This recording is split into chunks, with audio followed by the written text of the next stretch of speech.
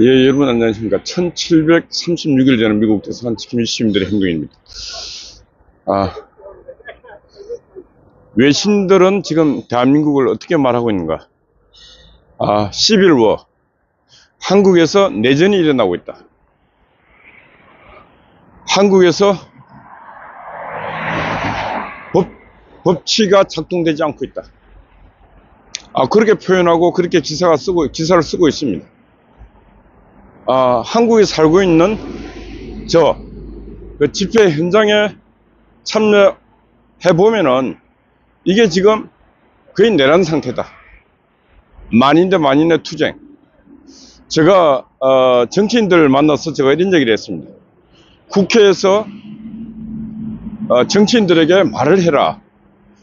우리가 제도권에서 이걸 막아내지 못하고 제도권에서 서로 협치와 타협을 하지 못하면은 만인 대 만인의 투쟁의 결과 피해 부상사가 나타난다. 이 얘기를 하라 그랬습니다. 지금 일촉즉발의 바로 그 순간까지 오고 있습니다. 경찰도 많은 경찰들이 지금 민주노총의 폭력으로 다쳐가고 있고 일반 시민들도 많이 아파하고 있습니다. 지금 총알만 날아가지 않고 있지 바로 내전 상태에 있음에도 불구하고 국가와 국민을 생명과 재산을 책임지고 있는 정치인은 그걸 이용하고 있습니다. 국민이 내전을 하든 국민이 피를 흘리든 이재명이야말로 나는 꼭 정권을 잡아야 되겠다. 그 생각밖에 없습니다. 왜 이재명이가 정권을 잡아야 되는가? 그래야 이재명이가 감옥을 가지 않기 때문에 일어나는 일들입니다. 대한민국 땅에는 이재명 같은 인간의 권력욕이 지금 불은 이 비극적 참사가 일어나고 있는 현장이고, 또 하나는 북한 공산당이 남조선 적화통일이라고 하는 70년의 그 역사, 희망의 역사, 그 역사가 지금 또 이루어지려고 하고 있는 것입니다. 그런데 불행하게도 남조선 적화는 이루어지지 않습니다. 왜 이루어지지 않는가? 북한의 군사력, 북한의 국력보다도 남조선의 이 대한민국의 군사력, 국력이 북한의 수백 배 힘이 있기 때문에 북한이 공격해 오더라도 남조선을 빠른 시간 내에 적화시킬 수가 없는 그런 환경이 바뀌어 있는 것입니다. 북한이 이 대한민국 땅에 대포 한 방을 쏘고 미사일 한 방을 쏘는 순간에 김정은의 생명이 끝이 납니다. 왜 끝이 나는가? 미 칠함대를 비롯한 지금 그 리얼타임으로 서칭하고 있는 통신, 위성 같은 곳에서 표적을 삼아서 바로 지금 표적이 다 설정되기 때문에 바로 김정은 노동당은 날아가는 것입니다.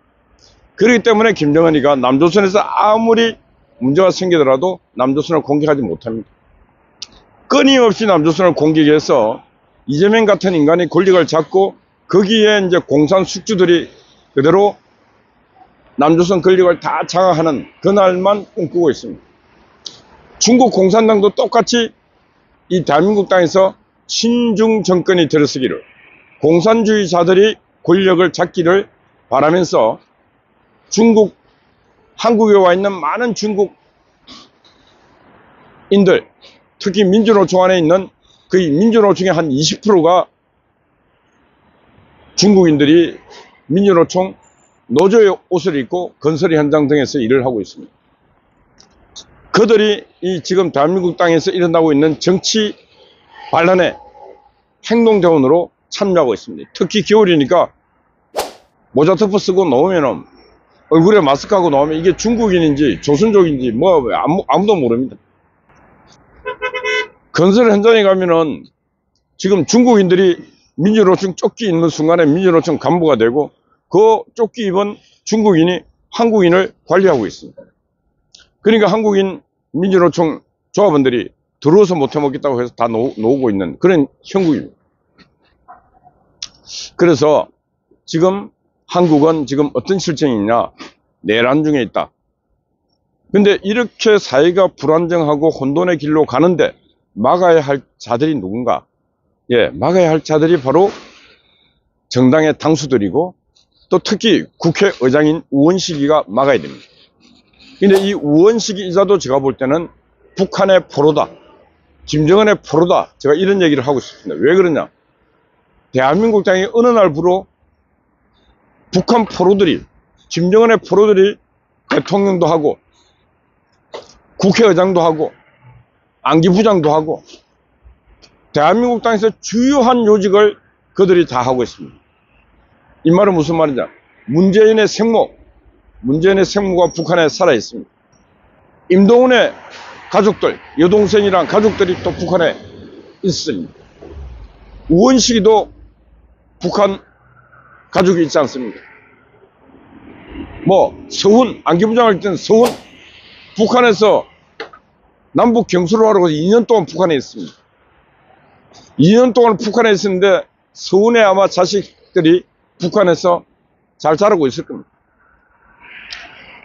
북한은 그런 주요한 요직에 있는 사람들, 가족들을 관리하면서 그들을 인질 삼아갖고 관리를 해왔습니다. 임동원이도 안기부장이 되고 난 뒤에 거의 안기부 부장으로서의 간첩작고 하는 역할보다 북한 심부름꾼 역할을 했습니다. 그러니 이 대한민국이 망할 수밖에 없었는데 그 세월이 상당히 길었지 않습니까? 그런데 지금 윤석열 대통령의 그 계엄, 비상계엄을 통해서 나라가 동으로 가든 서로 가든 관심이 없던 젊은 청춘들이 다 일어서고 있습니다. 젊은 청춘들이 일어나서 초등학생, 중학생, 고등학생, 청년들이 일어나서 대한민국이 정치적으로 위기다. 그래서 그 한남동 현장에 나와서 자신들이 만들어 온 그 텍스트를 갖고 연설을 하고 있습니다. 근데 연설 내용이 너무너무 좋습니다. 눈물 나도록 좋습니다. 연설 내용이. 그래서 비상계엄이 2025년 이 땅의 윤석열 대통령의 비상계엄은 정치적 계엄이었고 폭력도 없었고 그러고 난 뒤에 윤석열 대통령은 지금 식물 대통령이 되어 있습니다. 그런데 이 비상계엄, 윤석열 대통령의 비상계엄이 잠자고 있던 많은 어린 영혼들과 청춘 남녀들을 깨웠습니다. 너희들이 살고 있는 이 대한민국이 얼마나 지금 정치적으로 이념적으로 위기인가를 윤석열 대통령이 비상계엄을 통해서 그들이 깨어나게 만들었습니다. 많이 깨어났습니다. 어마어마하게 깨어나고 있습니다. 얼굴로 내놓고 당당하게 말하고 있습니다. 대한민국이 이렇게 공산화, 이렇게 이념화, 이렇게 친북 친중으로, 그리고 국회의원들이 이렇게 부패하고 타락하고 나쁜 놈들입니다. 어제는 초등학생이 무대에 올라가서 그랬습니다. 초등학생이 무슨 연설을 하겠어요? 이재명 같은 범죄자는 대한민국 대통령이 돼서는 안 된다고 초등학생이 한마디 합니다. 그래서 저는 대한민국이 희망이 있고 이 비상계엄이야말로 비상계엄 이꼴 잠자는 청년의 영혼들을 깨웠다. 비상계엄이 잠자는 청년들의 영혼을 깨우는 것입니다. 오늘 주제입니다. 나라의 이 비상계엄이 잠자는 청년들의 영혼을 깨운 것입니다. 그게 지금 가장 평화적이고 영적으로 지금 윤석열 대통령이 던진 화두였고 그 결과의 응답을 대한민국 청년들이 지금 하고 있는 것입니다. 내 나라 내가 지켜야 된다. 할아버지, 할머니, 아버지, 어머니가 만들어주신 이 대한민국, 그냥 태어나니까 잘 사는 나라인 줄 알았는데 지금 이 땅에 위기가 와 있고 이 위기는 심각한 위기다. 그걸 내가 지켜야 되겠다고 청년들이 막 나오고 있습니다. 이 청년들이 이 시대의 알곡들입니다. 이 알곡들이 저 가라지들, 개딸 같은 가라지들 바람 불어서 날려버릴 수 있는 그날이 저는 곧 오리라 보고 있습니다. 대한민국 희망이 있습니다. 불안해 보이도 희망이 있습니다. 외환 보유고도 지금 거의 세계 6위, 수출은 역대 정부보다 1위 잘 돌아가고 있습니다. 대한민국에서 제일 안 돌아가고 낙후된 곳이 어디냐? 썩어 빠진 타락한 범죄자 잡놈 또 잡그시기 하는 정치판이 썩어 자빠져 있습니다. 그리고 거기에 더불어서 언론이 썩어 자빠졌습니다. 조선일보, 중앙일보 100년 역사 이제 끝났습니다. 자기 역사를 지키지 못하는 조선일보, 동아일보 같은 이 언론은 이제 생명이 끝났습니다. 이제 새로운 미디어, 뉴미디어 시대가 왔습니다. 절대로 조선일보, 동아일보 이제 보지 마세요. 창녀보다 기생보다 못한 집단입니다. 저널리즘이 아니고 너절리즘이라 그럽니다. 박근혜 대통령 탄핵 때도 중심을 잡지 못하고 헌정을 중단시키게 만들었고, 윤석열 대통령 또 탄핵 때 앞장을 섰던 언론들이 지금 동아, 조선, 중앙 언론이 아닙니다. 언론은 사회의 등불이고 공기고, 그래서 언젠가 이 흔들림이 있을 때 중심을 잡고 표대가 되라고 있는 게 언론인데, 이 언론이 전혀 제 역할을 못했습니다. 창녀들, 기생들도 지금 조선일보, 동아일보처럼 저런 짓 안 합니다. 자기가 마음 주고 모시는 사람 모실 수도 있는 게 그들입니다. 근데 이 조선일보, 동아일보 이것들은 지나라도 없습니다. 표대도 없고 중심도 없는 자들입니다. 그래서 방송을 시청하시는 분들, 조선일보, 동아일보 안 봐도, 중앙일보 안 봐도, 유튜브만 봐도 뉴스 돌아가는 생생한 라이브, 현장 뉴스 실시간으로 볼 수 있습니다. 보지 마세요. 우리가 바보입니까? 우리도 그들 못지않은 사설 쓸 수 있고, 그들 못지않는 기사 쓸 수 있는 것입니다. 국민을 바보로 알고 권력에 빌붙어서 살아가고 있는 저 조선일보, 중앙일보, 동아일보, 물론 새 언론뿐만 아니라 전 언론이 다 그렇습니다. 민주노총 언론 노조에 장악되어 있는 저 또 방송, 특히 MBC 이제 방송도 아닙니다. 일개 유튜브만도 못합니다. 그래서 대한민국은 크게는 두 가지만 개혁하면 됩니다. 하나는 정치를 개혁해야 되고, 두 번째는 언론을 개혁해야 됩니다. 그 두 가지만 개혁하면은 대한민국이 그래도 정치 문화도 언론 문화가 바뀌면서 대한민국 국격은 진짜 세계 1, 2위, 미국과 거의 동등한 수준으로 발전할 수 있는 가능성이 있는 것입니다.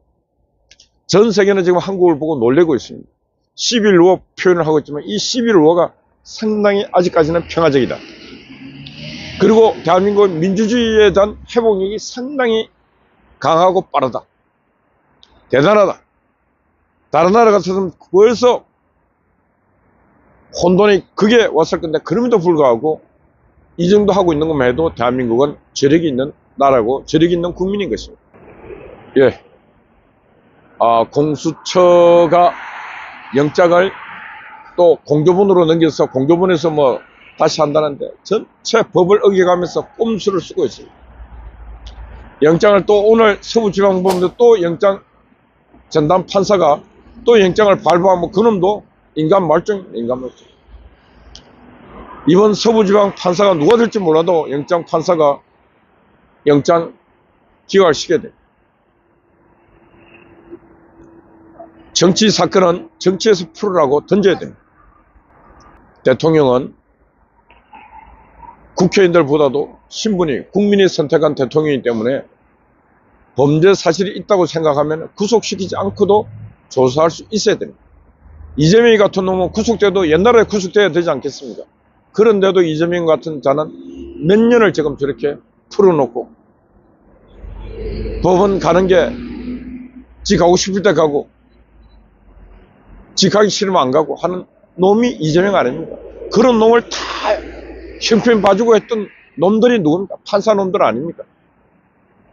그런 놈들이 왜 윤석열 대통령, 그래도 한 나라의 지존인데 그 대통령은 무조건 구속시켜서 조사를 하겠다고 하는 놈들이 미친 놈들 아닙니까? 하여튼 미친 대한민국 땅에서 온전한 정신으로 살아가기 위해서는 정신을 바짝 차려야 된다. 그런 말씀 드립니다. 예, 어젯밤에 우리 아군 스파이 파워 두 분이 추운 밤 고생 많았습니다. 예, 우리 또 송화제 언제나 변함없이 또 초소를 지키고 미경님, 각시님, 여러분들 파이팅입니다. 감사합니다.